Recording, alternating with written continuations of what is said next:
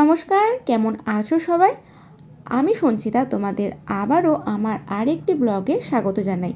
এটি হচ্ছে আমার নেক্সট পার্টের ব্লগ। এর আগে অলরেডি আমি একটা প্রথম পার্ট আমার চ্যানেলে পোস্ট করে দিয়েছি। তোমরা এখনও যারা দেখোনি তাহলে তোমরা এই ভিডিওটা তো বুঝতে পারবে না, তাই যাও ঝটপট করে ওই আগের ভিডিওটা দেখে এসো, তারপর তোমরা এই ভিডিওটা দেখো। আমি আই বাটন বা আমার ফার্স্ট কমেন্টে ওই ভিডিওর লিঙ্ক দিয়ে নিলাম। তো যারা আমার আগের ভিডিও দেখেছো তারা খুব ভালোভাবেই জানো যে আমরা এসেছি সোনামুখী হরনাথ কুসুম কুমারীর বিবাহবার্ষিকী উপলক্ষে। তো প্রথমে আমরা ছিলাম বাগান বাড়িতে, আর তোমাদেরকে যেমন আগের পার্টে বলেছিলাম যে মূল অনুষ্ঠানটা ওনাদের বাড়িতে হবে, তো সেই মতো আমরা এখন চলে এসেছি ওনাদের বাড়িতে, অর্থাৎ বাবা হরনাথের জন্মভিটেতে এবং মাতা কুসুম কুমারীর শ্বশুর বাড়িতে। আর এই হচ্ছে সেই বাড়ি যেটাকে আমরা কুসুমকুঞ্জ বলে থাকি, আর এর আসল নাম হচ্ছে শান্তি কুঠির। তাহলে চলো ভেতরে যাওয়া যাক, কারণ বাকি অনুষ্ঠানটা তো বাড়ির ভেতরেই হবে। পুরো ভিডিওটা দেখার অনুরোধ রইল। আশা করব তোমাদের খুবই ভালো লাগবে, কারণ এরকম সুন্দর একখানা দৃশ্যের সাক্ষী আমি হয়েছি, আর আমি চাই সেই দৃশ্যটা তোমাদের সকলের সঙ্গে ভাগ করে নিতে।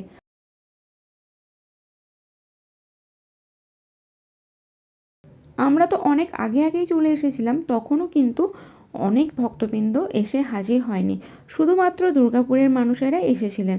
তো তারপরে আমরা আসি, আর সামনেই দেখতে পাচ্ছ কত সুন্দর মাতা কুসুম কুমারী এবং বাবা হরনাথকে সাজিয়ে সিংহাসনে বসিয়ে রেখেছে। এই এত সুন্দর দৃশ্যের যে সাক্ষী হতে পারবো সেটা তো আমি কোনোদিন ভাবিনি। অনেক দিন থেকে আমার সোনামুখীতে এই অনুষ্ঠানে আসার ইচ্ছা ছিল, শেষমেশ সেটা পূরণ হলো।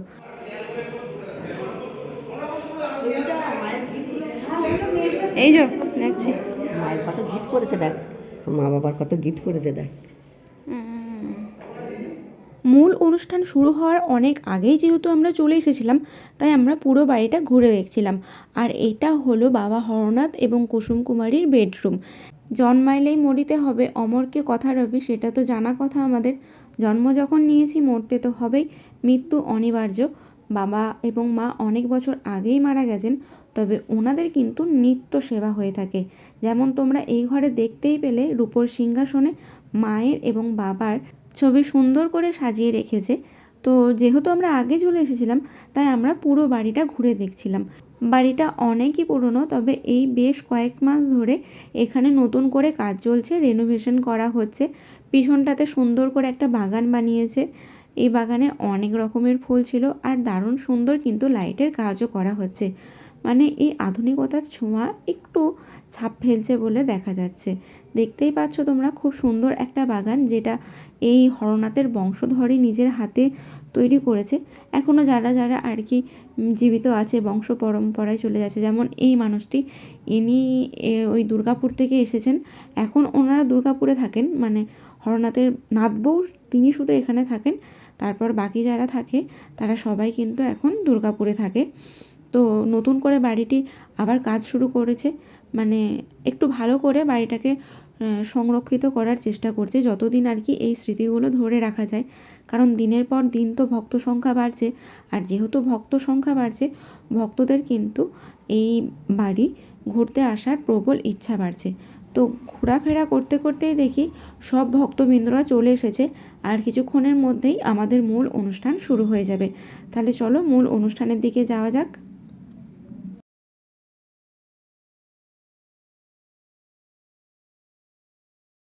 সকল ভক্তকে জানাচ্ছি, আর কিছুক্ষণের মধ্যেই আমরা আমাদের আজকের শুভ দিনের শুভ সূচনা শুরু করতে চলেছি। শুভ সূচনা আমরা করব নগর সংকীর্তন দিয়ে। আমাদের পরম আদরের বড় মায়ের আজকে বিবাহবার্ষিকী, তার যে নিজের বাটি, সেখান থেকেই আমরা শুরু করতে চলেছি আজকের এই সুন্দর অনুষ্ঠান।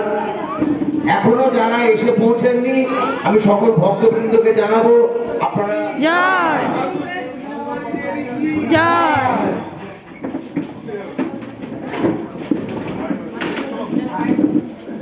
এখন সবাই মিলে নগর ভ্রমণে বেরোচ্ছি। তাহলে চলো আমিও সকলের সঙ্গে যাই।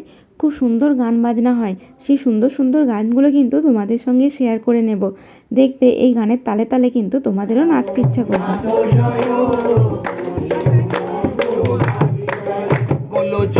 হরনাথ জয় কুসুমকুমারী জয় বলো জয় হরনাথ জয় কুসুমকুমারী জয় অনুধ্বনি হোক জয় কুসুমকুমারী জয় জানো তো আমাদের গ্রামেও না কুসুম হরনাথের মন্দির আছে, আর ওখানেও কিন্তু প্রত্যেক দিন নিত্য সেবা হয়, আর কার্তিক মাস ভোর মঙ্গল আরতি হয়। 8 থেকে 80 এই কথাটা তো সবাই শুনে থাকবে। ওই মঙ্গল আরতির প্রত্যেকটা দিন আমাদের গ্রামের 8 থেকে 80 সকলেই যে হাজির হয় আর খুব আনন্দ করে মঙ্গল আরতি দেখে আর প্রসাদ নিয়ে বাড়ি ফেরে। এখনো পর্যন্ত আমরাও কিন্তু যাই। সে দৃশ্য পরে কখনো তোমাদের সঙ্গে শেয়ার করব। সেটা শেয়ার করতে গেলে তো কার্তিক মাস আসতে হবে। কার্তিক মাস এখন ঢের দেরি, ততক্ষণ তোমরা নগর ভ্রমণটা এনজয় করো। আমি অবশ্যই মনে করে কিন্তু তোমাদের সঙ্গে ওই মঙ্গল আরতির দৃশ্যটা তোমাদের সঙ্গে শেয়ার করে নেব। এছাড়াও রাস হয়, আনন্দ মিলন হয়, মৎস্যব হয়, এই সব অনুষ্ঠান কিন্তু হয়ে থাকে। সময় পেলে এসো কিন্তু একবার আমাদের গ্রামে ঘুরে যেও, মন্দ লাগবে না। আমিও কিন্তু ভীষণভাবে এই নগর ভ্রমণটাকে এনজয় করছিলাম।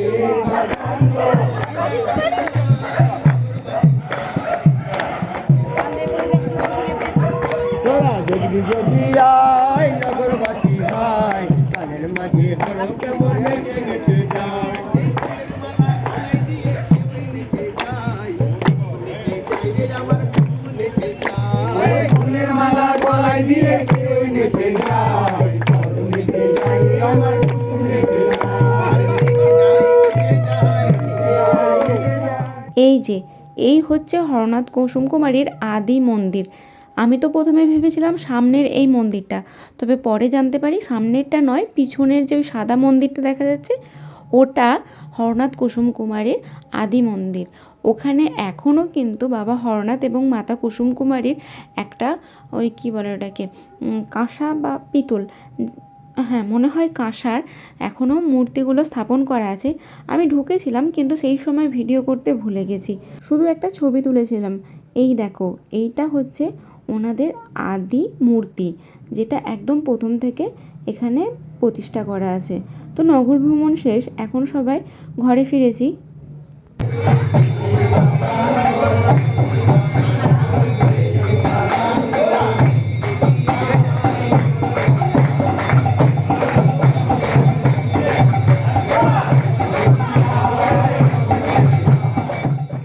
আজকের এই সুন্দর দিনে ছোট্ট একটা অনুষ্ঠান আয়োজন করেছিল ওনারা, সেই অনুষ্ঠানটায় এখন অনুষ্ঠিত হচ্ছে। কয়েকটা খুদে খুদে বাচ্চারা খুব সুন্দরভাবে তাদের নৃত্য প্রদর্শনী তুলে ধরেছে আমাদের সামনে। তাহলে চলো আমরা এই অনুষ্ঠানটাকে একটু উপভোগ করে নিই।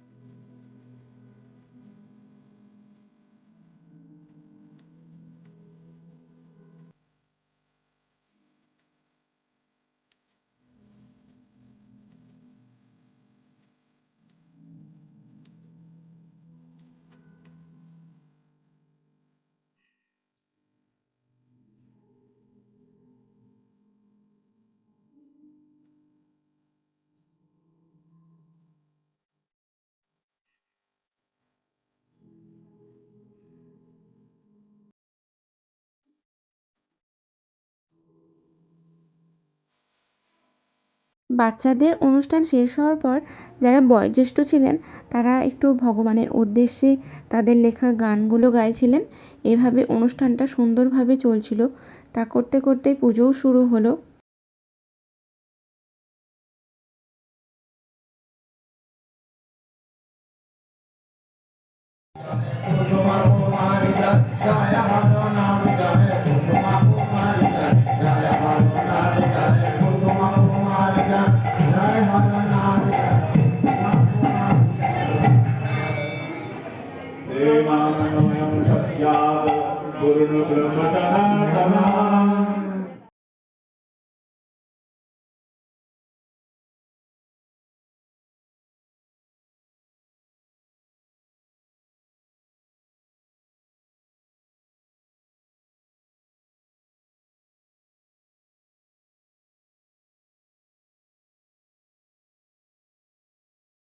দেখো কত ভক্তবৃন্দ এসে হাজির হয়েছে।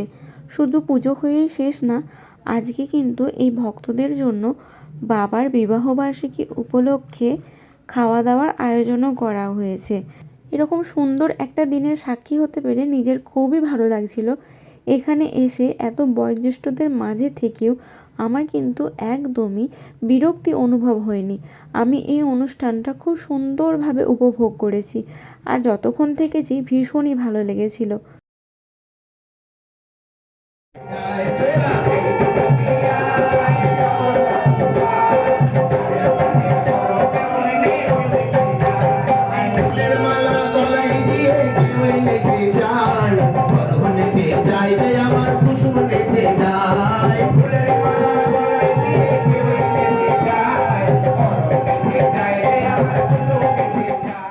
একাধারে নাম কীর্তন চলতে থাকছে, তার সঙ্গে বাবার সন্ধ্যা আরতিও হচ্ছে।